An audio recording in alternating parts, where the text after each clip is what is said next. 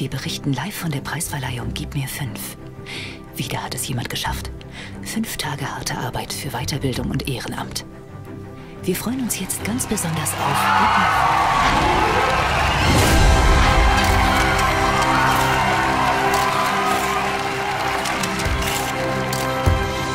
Bildungszeit. Für die Menschen, für die Unternehmen, für das Land. Das Land muss handeln. Das Land braucht die Bildungszeit. Jetzt. Wir werden mit 5 Tagen Bildungszeit auf ein politisches Seminar gehen, weil ohne Bildung Demokratie nicht möglich ist.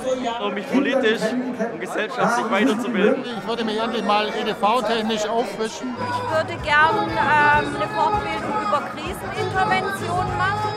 Als Krankenschwester eine Weiterbildung machen. Oder gegen den viel zitierten Burnout.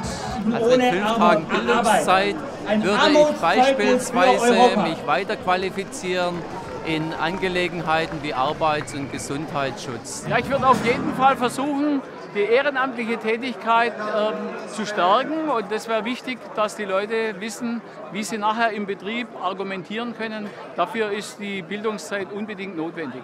Es lohnt sich, uns diese Ausbildungschance zu geben. Gib mir 5. www.gibmir5.dgb.de